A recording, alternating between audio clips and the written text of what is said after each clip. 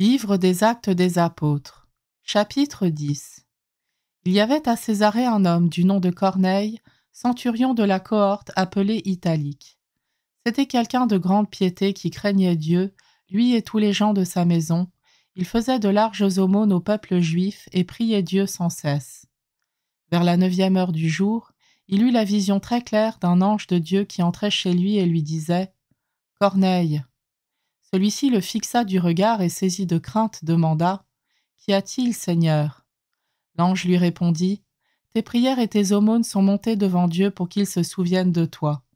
Et maintenant, envoie des hommes à Jaffa et fais venir un certain Simon surnommé Pierre. Il est logé chez un autre Simon qui travaille le cuir et dont la maison est au bord de la mer. » Après le départ de l'ange qui lui avait parlé, il appela 2 de ses domestiques et l'un des soldats attachés à son service, un homme de grande piété. Leur ayant tout expliqué, il les envoya à Jaffa. Le lendemain, tandis qu'ils étaient en route et s'approchaient de la ville, Pierre monta sur la terrasse de la maison vers midi pour prier. Saisi par la faim, il voulut prendre quelque chose. Pendant qu'on lui préparait à manger, il tomba en extase. Il contemplait le ciel ouvert et un objet qui descendait, on aurait dit une grande toile tenue aux 4 coins et qui se posait sur la terre. Il y avait dedans tous les quadrupèdes, tous les reptiles de la terre et tous les oiseaux du ciel. Et une voix s'adressa à lui. « Debout, Pierre, offre-les en sacrifice et mange. » Pierre dit « Certainement pas, Seigneur. Je n'ai jamais pris d'aliments interdits et impurs. » À nouveau, pour la 2e fois, la voix s'adressa à lui. « Ce que Dieu a déclaré pur, toi, ne le déclare pas interdit. » Cela se produisit par 3 fois et aussitôt après, l'objet fut emporté au ciel.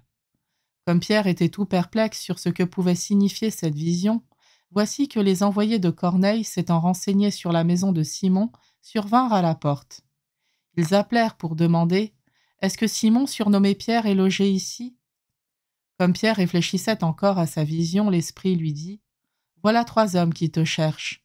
Eh bien, debout, descends, et pars avec eux sans hésiter, car c'est moi qui les ai envoyés. » Pierre descendit trouver les hommes et leur dit « Me voici, je suis celui que vous cherchez. Pour quelle raison êtes-vous là ?»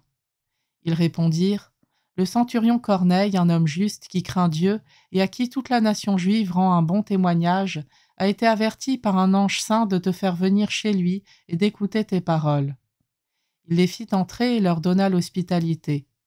Le lendemain, il se mit en route avec eux. Quelques frères de Jaffa l'accompagnèrent. Le jour suivant, il entra à Césarée.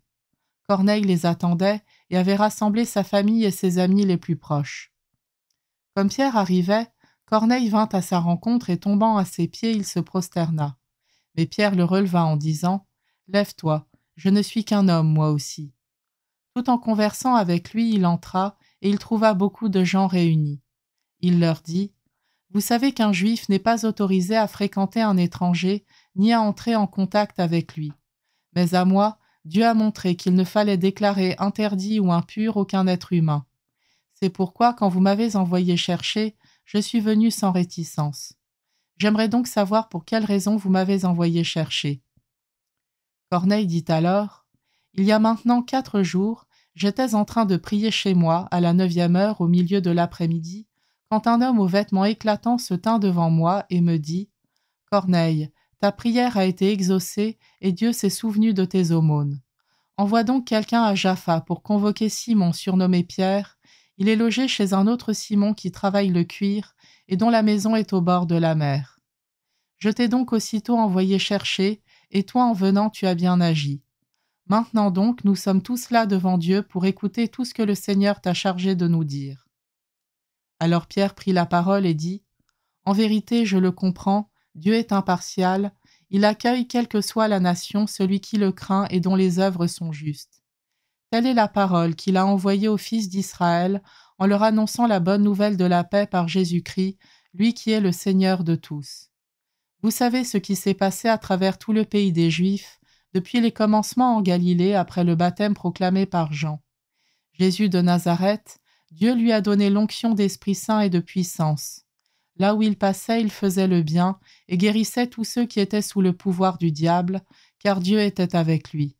Et nous sommes témoins de tout ce qu'il a fait dans le pays des Juifs et à Jérusalem. Celui qu'ils ont supprimé en le suspendant au bois du supplice, Dieu l'a ressuscité le troisième jour.